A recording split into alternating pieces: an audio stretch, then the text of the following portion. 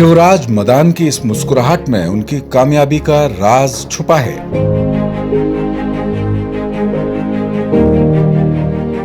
बंटवारे के समय 1947 में वे पाकिस्तान के मुजफ्फरगढ़ जिले के कोट अद्दू से अपनी बिरादरी के लोगों के साथ भारत आए। उन्होंने झज्जर में डेरा डाला और अपनी जड़ें नए सिरे से जमानी शुरू की।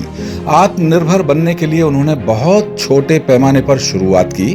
कैंची, चाकुओं और उस्तरों पर धार लगाने का काम शुरू करने वाले शिवराज मदान आज welcome car parts and accessories company के मालिक हैं। बात ये है, एक जोश था। जो मेन बात थी ना, कि दिल में जोश था, कष्ट था ही। एक चक्की पे मैंने नौकरी करी 6 आने रोज की। सवेरे 7 बजे जाना, रात को 10 बजे आना। बड़ा दर्द होता था। सवेरे का गया हुआ रात को 10 बजे आता था, लेकिन वो ये दुख सारी था कि कुल 6 आने मिलते हैं। उस वक्त के हालात ही ऐसे थे, गरीबी तो दब के थी। पाकिस्तान से जब शिवराज जी भारत आए तब उनकी उम्र महज 22 वर्ष थी। कोट अद्दू में गुजारे दिन आज भी शिवराज जी को याद हैं। अपने निशानेबाजी के शौक का जिक्र करते हुए वे पुरानी यादों में खो जाते हैं।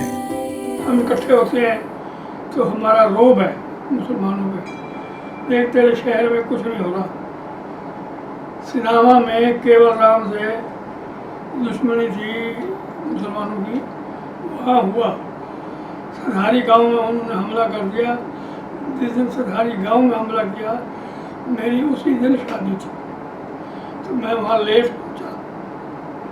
मुझे किसी ने बताया, मैंने पंडित को कहा जल्दी कर, सधारी में हमला हो गया। मेरा नाम सुनते ही मुसलमान भाग जाते थे।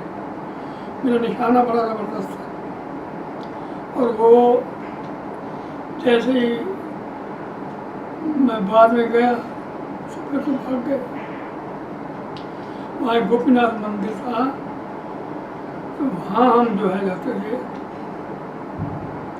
बाकी इस बात का था कि मुसलमान भी ये दहशत मानते थे कि अगर मैं पहुँच गया ना तो फिर वो भाग गए, क्योंकि उनको पता था कि अब हमारे में से कोई ना कोई मरे ही मरे। शिवराज जी की सोच में हिंदुत्व के प्रति हमेशा से सम्मान रहा है। पुराने दिनों को याद कर वे बताते हैं कि इस वजह से उन्हें जेल भी जाना पड़ा। पुलिस बड़ा मारती रही कि तेरे इससे क्या ताल्लुक है। वो बोला मैं जानता ही नहीं, मेरे को क्या पता। उसी दिन ही वाक़या हुआ था और उसी दिन मैंने थप्पड़ मारे थे। फिर मेरे को कहने लगे, मैंने कहा थप्पड़ मारे तो मारे, मैं मुकर रहा हूँ। पुलिस मेरे को पकड़ के ले गई, पीछे गाड़ी जी को उन्होंने कर दिया। बोले दूसरा कहता है कार आगे कर, क्यों भाई? उस वक्त जवानी भी थी, जोश भी था। शिवराज जी का विचार बना कि कोई ऐसा काम शुरू किया जाए जो कोई न कर रहा हो। यही विचार welcome car parts and accessories company की आधारशिला बना। किया हुआ तो बाबूजी का ही है। हमारे समय में जब हम जिसको आप बोल रहे हैं कि हमारी पीढ़ी की अगर बात करते हैं, तो आज तक हम उन्हीं के ही जो मार्गदर्शन पे चल रहे हैं। जितनी भी बातें हैं हमें वही बताते हैं। हम उसमें फाइन ट्यूनिंग तो करते हैं, लेकिन अभी कोई बहुत ज़्यादा इनोवेशन अपनी ओर से नहीं कर पाए।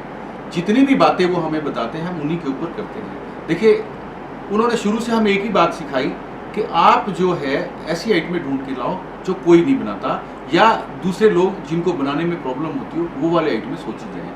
आप देखिए, जब तक वो तो हमारे पिताजी पूरा समय देके जब काम करते थे, तो उन्होंने जैसे एम्बेसडर, स्टैंडर्ड 10, हेरल्ड, फिएट में भी जो आइटमें बनाई, बहुत लोग नहीं बनाते थे। अधिकांश आइटमें तो ऐसी थी जिनको सिर्फ कंपनी ही बनाती थी, या उसके बाद में 2-4 लोग ही पूरे हिंदुस्तान में होते थे जो वो सेम आइटमें बनाते थे। तो वहाँ से हम लोगों को प्रथा मिली। बल्कि हमने कितनी आइटमों की तो इनोवेशन इस तरह से भी की कि जो कंपनी भी नहीं बनाती थी वो हमने बनाई। जैसे मैं अगर एम्बेसडर की बात करता हूँ, तो एम्बेसडर में एक आइटम आती है टाइमिंग कवर। वो टाइमिंग कवर क्या था, वो फेल्ट उसमें होती थी, वो नंबे वाला कहा जाता था। कंपनी उसको फेल्ट वाला बनाती थी।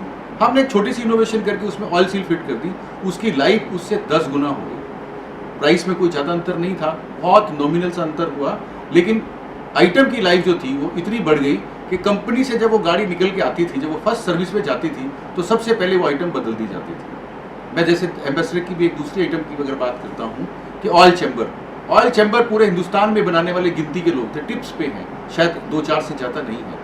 हमने वो आइटम बनाई, लोग सोचते थे। मदान परिवार की नई पीढ़ी भी अपने बुजुर्गों की सोच को आगे बढ़ाने में जी जान से जुटी है। शिवराज जी करीब 95 साल के हैं, लेकिन आज भी वे देश दुनिया में हो रही घटनाओं पर पैनी नजर रखते हैं। करोड़ों भारतीयों की तरह अयोध्या में भव्य राम मंदिर उनके सपनों में भी बचपन से ही शामिल रहा है। प्रधानमंत्री नरेंद्र मोदी के प्रयासों से उनका ये सपना अब पूरा होने जा रहा है। शिवराज जी खुद को खुश नसीब मानते हैं कि जीते जी उन्हें अयोध्या में रामलला के दर्शन उनके ही भव्य मंदिर में करने का अवसर मिल जाएगा। शिवराज जी का परिवार आज भी संयुक्त परिवार वाले भारतीय मूल्यों को लेकर चल रहा है और समाज के लिए बड़ी प्रेरणा का स्रोत है।